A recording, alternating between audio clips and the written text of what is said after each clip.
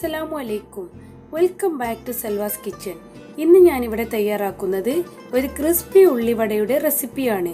അപ്പോൾ നമുക്ക് നേരെ വീഡിയോയിലേക്ക് കടന്നാലോ.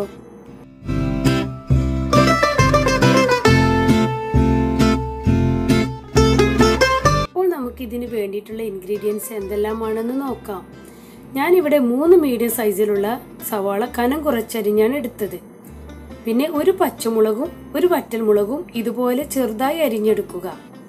അതും കൂടി സവാളയിലേക്ക് ഇടുക. പിന്നെ ഇഞ്ചി ഇതുപോലെ അരിഞ്ഞത് അതും ഈ സവാളയിലേക്ക് ഇടുക.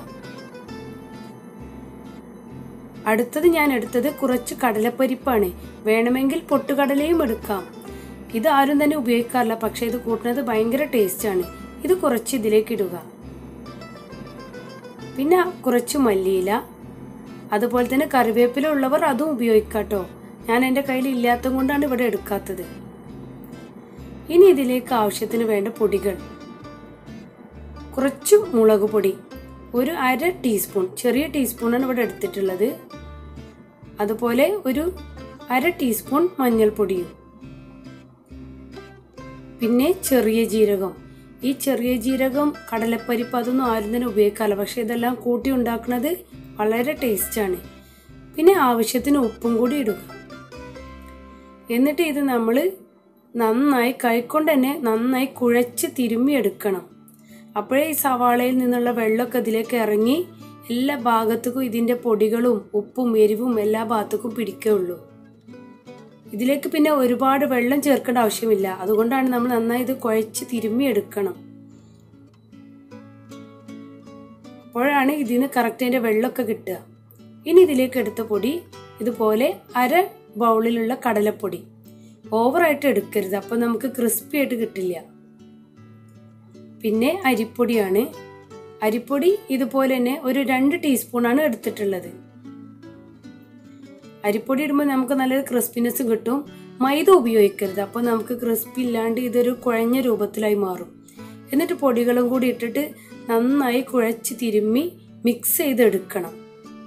അപ്പോൾ നമുക്ക് ഇതിൽ നിന്ന് അത്യാവശ്യം ഇതിൻ്റെ വെള്ളമൊക്കെ കിട്ടും, സവാളയിൽ നിന്ന് വരുന്ന വെള്ളമൊക്കെ. പിന്നെ കുറച്ച് വെള്ളം, ഓരോ പ്രാവശ്യം നമ്മൾ വെള്ളം ഒഴിക്കുമ്പോൾ നോക്കിയിട്ട് ഒഴിക്കാൻ പാടുള്ളൂ, ഒരുപാടായി ഒഴിക്കരുത്. ഞാനിവിടെ 3 ടീസ്പൂൺ വെള്ളം എടുത്തിട്ടുള്ളൂ. അതിനെടുത്ത് കുഴച്ചപ്പോൾ ഇതാ ഇതുപോലെ ആയിട്ടുണ്ട്. ഇതാ നന്നായി കുഴച്ച് നല്ലൊരു മിക്സ് നമുക്ക് കിട്ടിയിട്ടുണ്ട്. ഇനി നമുക്ക് കുറച്ചും കൂടി ഉപ്പ് ചേർക്കാം, കാരണം പൊടികളൊക്കെ ഇട്ടതിന് ശേഷം നമ്മൾ ഉപ്പ് ഉപയോഗിച്ചിട്ടില്ലല്ലോ, അപ്പോഴേ എല്ലാ ഭാഗത്തേക്കും ഉപ്പും പിടിക്കുകയുള്ളൂ.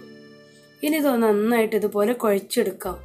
ഇപ്പം ഇതാ ഇത് നല്ലൊരു കറക്റ്റ് പെർഫെക്റ്റ് ആയിട്ടുള്ള ഉള്ളിവടക്കുള്ള മിക്സ് ആയിട്ടുണ്ട്. ഇനി നമുക്കിത് ഫ്രൈ ചെയ്തെടുക്കുകയാണ് വേണ്ടത്. ഇതാ പാനിൽ സൺഫ്ലവർ ഓയിൽ ഒഴിച്ചിട്ടുണ്ട്. അത് നന്നായി ചൂടായിട്ടുണ്ട്. നമ്മുടെ മാവ് ഇതാ ഇതുപോലെ കറക്റ്റ് മിക്സാണ്. അതിതാ ഇതുപോലെ കയ്യിലേക്ക് കുറേശ്ശെ എടുത്തിട്ട് നമ്മുടെ ഒരു വിരൽ കൊണ്ട് കുറേശ്ശെ എടുക്കണം, ഓവർ വലുത് എടുക്കരുത്. ഇതാ ഇതുപോലെ ജസ്റ്റ് പ്രസ് ചെയ്ത് കൊടുക്കുക. അപ്പോൾ ഉൾഭാഗമൊക്കെ ഒന്ന് പരന്ന് കിട്ടും. എന്നിട്ട് എണ്ണയിലേക്ക് ഇടുക. ഒന്ന് മീഡിയം ഫ്ലെയിമിലാക്കി വെക്കുക, അപ്പോഴേ ഉൾഭാഗമൊക്കെ വെന്ത് കിട്ടുള്ളൂ.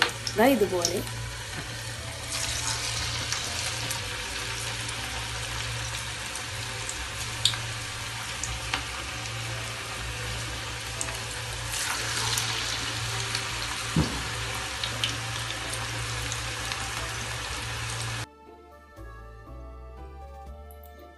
ഞാനിതിവിടെ കുറച്ച് വലിയ പാനായതുകൊണ്ട് ഇതിലൊരു 5 എണ്ണം വീതമൊക്കെ പൊരിച്ചെടുക്കാൻ കഴിയും.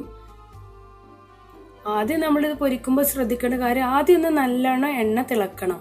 പിന്നെ ഒരു മീഡിയം ഫ്ലെയിമിൽ അതാ ഇതുപോലെ ഇങ്ങനെ ഓരോന്നും കൈകൊണ്ട് പ്രസ് ചെയ്തിടുക.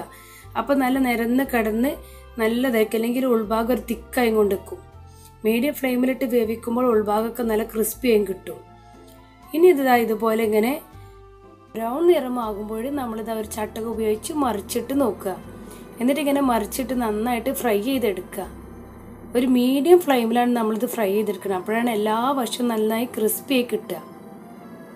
ഇതാ ഇതിപ്പോൾ റെഡി ആയിട്ടുണ്ട്. ഇനി നമ്മളിതാ സ്ട്രെയിനറിലേക്ക് മാറ്റുകയാണ്. ഞാൻ എപ്പോഴും പറയുന്ന പോലെ തന്നെ സ്ട്രെയിനറിലേക്ക് മാറ്റുമ്പോൾ നമുക്ക് ഇതിൽ എണ്ണയൊന്നും അധികം പിടിക്കില്ല. ഇതിപ്പോൾ കണ്ടില്ലേ, നല്ല ക്രിസ്പി ആയിട്ടുള്ള ഉള്ളിവടയാണ് റെഡി ആയിട്ടുള്ളത്. ഇങ്ങനെയാണ് ഉള്ളിവട നമ്മൾ ഫ്രൈ ചെയ്തെടുക്കേണ്ടത്. ഓവർ ഫ്ലെയിമിൽ ഇട്ടാൽ നമുക്ക് ഉൾഭാഗമൊന്നും ക്രിസ്പി കിട്ടില്ല. അതുകൊണ്ടാണ് മീഡിയം ഫ്ലെയിമിൽ എടുത്തത്. ഇതുപോലെ നല്ല ടേസ്റ്റി ആയിട്ടുള്ള, കാണാനും നല്ല ഭംഗിയുള്ള ഒരു ക്രിസ്പി ഉള്ളിവട. ഇനി നമുക്കിത് ഈ പ്ലേറ്റിലേക്ക് മാറ്റാം. ഉള്ളിവടയൊക്കെ കഴിക്കുമ്പോൾ ചൂടോടെ കഴിക്കാണ് കൂടുതൽ ടേസ്റ്റ്. ഇനി നമുക്കിതുപോലെ തന്നെ ഞാൻ ഫസ്റ്റ് പറഞ്ഞ സെയിം പ്രൊസീജിയറിൽ തന്നെ കൈകൊണ്ട് കുറച്ചെടുത്ത് ഇതേപോലെ വിരൽ കൊണ്ട് ജസ്റ്റ് പ്രസ് ചെയ്ത് ഇങ്ങനെ പാനിലേക്ക് ഇട്ടിട്ട് നമ്മൾ ഫ്രൈ ചെയ്തെടുക്കുകയാണ്. ഇതുപോലെ നമ്മൾ ബാക്കിയുള്ള എല്ലാ മിക്സും ഇതുപോലെ ചെയ്ത് തന്നെയാണ് എടുക്കുന്നത്. ഇതുപോലെ ഓവറായിട്ട് കടലപ്പൊടി മാവൊക്കെ ഉണ്ടാകുമ്പോൾ ഇത് ഇത്ര ക്രിസ്പി ആയിട്ട് കിട്ടില്ല. ഉള്ളിവട എന്ന് പറയുമ്പോൾ ഉള്ളിൻ്റെ ഫ്ലേവറാണല്ലോ മുന്നോട്ടേക്ക് നിൽക്കേണ്ടത്. അതുകൊണ്ടാണ് ഇങ്ങനെ ചെയ്യുന്നത്. അല്ലെങ്കിൽ ഒരുപാട് പൊടിയിൽ കുഴച്ചെടുത്താൽ നമുക്ക് ഇതുപോലെ ആവില്ല. കൂടുതൽ ഉള്ളിൻ്റെ ടേസ്റ്റും ഫ്ലേവറാണ് മുന്നോട്ടേക്ക് വരേണ്ടത്.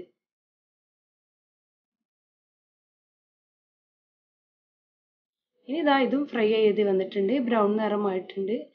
നമുക്ക് ഇതും ഇതുപോലെ തന്നെ ഒന്ന് ചട്ട കൊണ്ടൊക്കെ മറിച്ച് റെഡിയാക്കിയിട്ട് എടുക്കാം.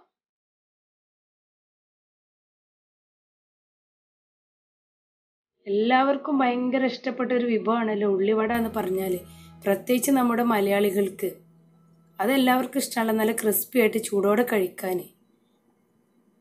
ഇനി നമുക്കിത് സ്ട്രെയിനറിലേക്ക് മാറ്റാം. 3 മീഡിയം സൈസുള്ള സവാള എടുത്താൽ തന്നെ അത്യാവശ്യം ക്വാണ്ടിറ്റിയിൽ തന്നെ നമുക്ക് ഉള്ളിവട കിട്ടുന്നുണ്ട്. ഇതുപോലെ എല്ലാതും സ്ട്രെയിനറിലേക്ക് എടുത്ത് എണ്ണയെല്ലാം നന്നായി വാർത്തതിന് ശേഷം നമുക്കിത് പ്ലേറ്റിലേക്ക് മാറ്റാം. നമ്മുടെ ഉള്ളിവട. ഇതുപോലെ ഞാൻ എല്ലാ ഉള്ളിവടയും നന്നായി ക്രിസ്പി ആയിട്ട് പൊരിച്ചെടുത്തിട്ടുണ്ട്. എല്ലാവരും ഇതുപോലെ ഉള്ളിവട ഒന്ന് ഉണ്ടാക്കി നോക്കുക. ഇനി നമുക്ക് ഇതിൻ്റെ ഉൾഭാഗമൊക്കെ എങ്ങനെയുണ്ടെന്ന് ഞാൻ നിങ്ങൾക്ക് കാണിച്ചു തരാം.